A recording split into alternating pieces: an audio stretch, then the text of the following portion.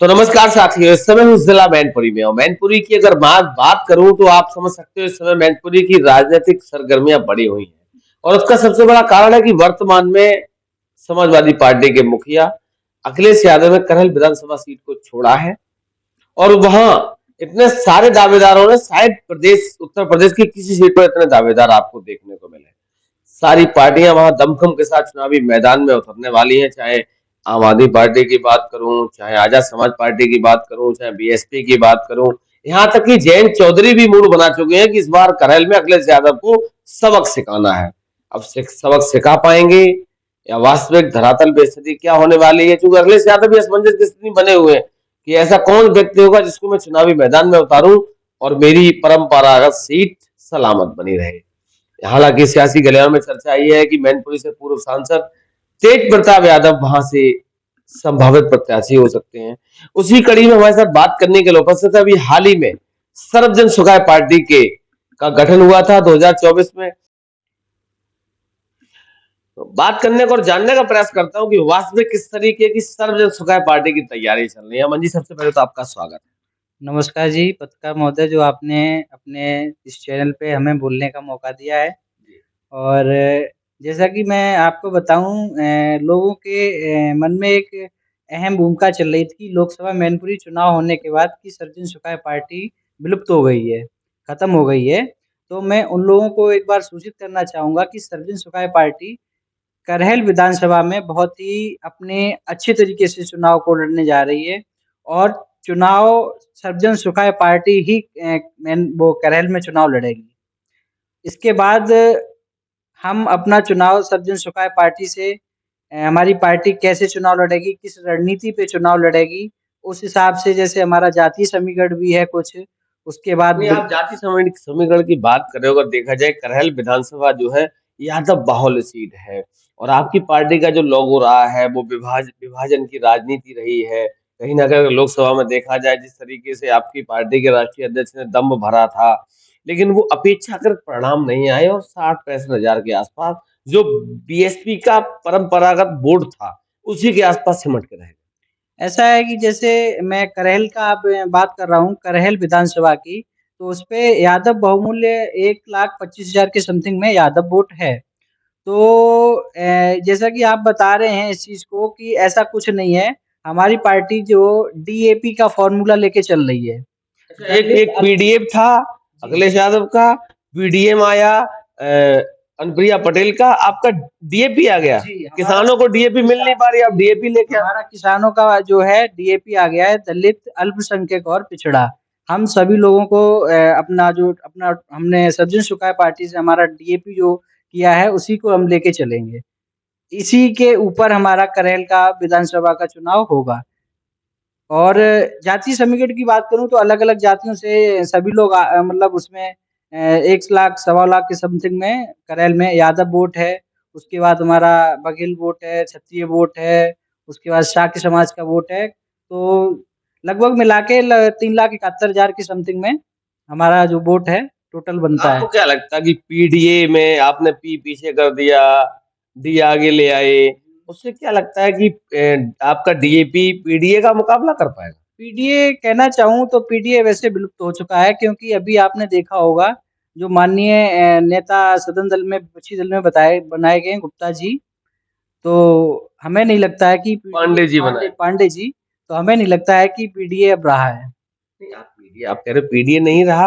अखिलेश यादव निरंतर कह रहे हैं कि पीडीए हम पंचायत कर रहे हैं, पीडीओ को भागीदारी दे रहे हैं और पीडीए में उन्होंने जो अल्पसंख्यक था उसके साथ साथ उन्होंने जो वंचित अगड़ा था उसको भी जोड़ दिया। तो अच्छी बात है, वो अपना लेके चल रहे हैं, हम अपना लेके चल रहे हैं। इसी मुद्दे पे हम अपना चुनाव लड़ेंगे, वो अपना चुनाव लड़ेंगे। डीएपी की लड़ाई लड़ी थी कभी आपकी पार्टी भविष्य में? बिल्कुल, हमारी लड़ाई अब शुरू होने जा रही है। करैल से शुरुआत होएगी। करैल विधानसभा से हमारी शुरुआत होएगी। इस लड़ाई की जो अहम भूमिका रहेगी वो 70,000 वोट मिल गया, यही तो कारण नहीं है कि आप लोग हवा में बातें कर रहे हैं? ऐसा कुछ नहीं है, हमारा वोट था, 70,000 मिल नहीं गया है, 70,000 ये कुछ नहीं मिला है। हमारा वोट 2 लाख के प्लस था मैनपुरी लोकसभा में।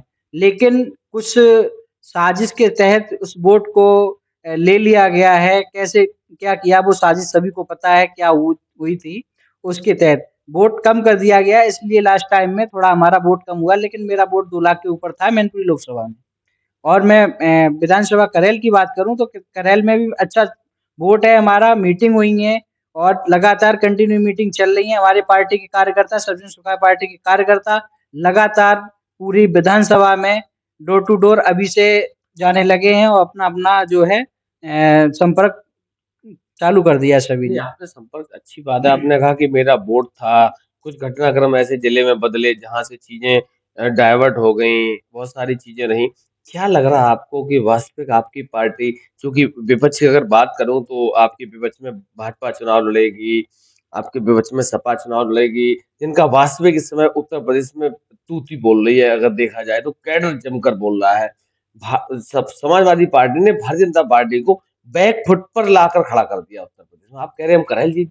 ऐसा है कि जनता का मूड है, वोट मत का अधिकार होता है, मत का अधिकार जनता का मन है, अपना अधिकार किसे सौंपेगी। सपा को भी देख लिया है, भाजपा को भी देख लिया है, बसपा को भी देख लिया है। हो सकता है कि जनता अब की बार अपना मत का अधिकार हमें अपना आशीर्वाद के रूप में प्राप्त कर दे। सियासी गलियारों में चर्चा है कि हो सकता है कि समाजवादी पार्टी से तेज प्रताप यादव चुनावी मैदान में हो।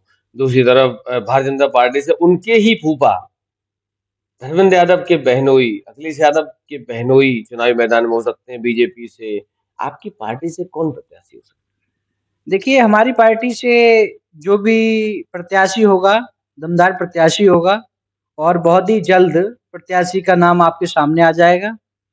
और मैं बात करूँ जो पार्टी हाईकमान निर्णय लेगी, वो जो प्रत्याशी होगा सभी कार्यकर्ता उसके साथ होंगे और सभी लोग उसको जिताने का काम करेंगे। है? आपके राष्ट्रीय अध्यक्ष निरंतर कहते रहते हैं, मैंने लोकसभा चुनाव में उनको बहुत कवर करा, बहुत नज़दीक से उनको समझा भी और जाना भी। वो भी निरंतर कह रहे थे कि लोकसभा चुनाव जहाँ से अखिलेश यादव चुनाव लड़ेंगे, वहाँ से मैं चुनाव लड़ूँगा, जहाँ से अखिलेश यादव।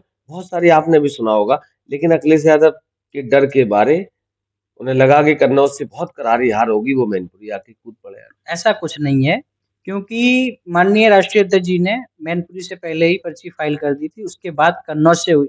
राष्ट्रीय अध्यक्ष जी जो माननीय अखिलेश यादव जी ने, उनको डर था कि अगर शिव प्रसाद जी चुनाव अगर हमारे सामने लड़ जाएँगे तो मैं हार जाऊँगा चुनाव। मतलब अखिलेश यादव को ये डर था कि शिव प्रसाद यादव चुनाव लड़ जाएंगे तो मैं चुनाव हार जाऊंगा। इसीलिए उन्होंने ओपन नहीं किया था, मैं चुनाव कहाँ से लड़ूँगा, 2 जगह से ओपन कर रहे थे।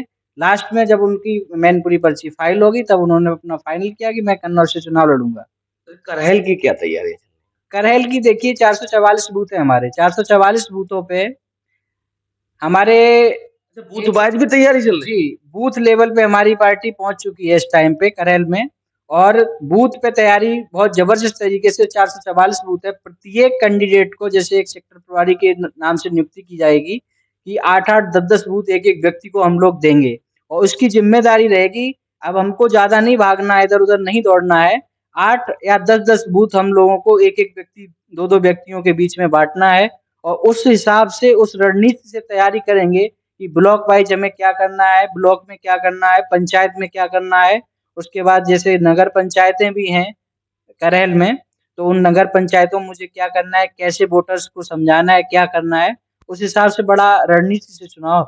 अच्छा, आपको नहीं लगता कि सैफी परिवार की अगर बात करूं तो लोकशाही परिवार है, राजशाही परिवार है, पूरे देश में तूती बोलती थी नेताजी मुलायम सिंह यादव की। अभी लोकसभा का चुनाव भी हाल ही में गुजरा है, 37 सीटें समाजवादी पार्टी पूरे अपने राजनीतिक इतिहास में पहली बार लेकर आई है, और आप कह रहे हो कि हम करहेल में उनको हरा।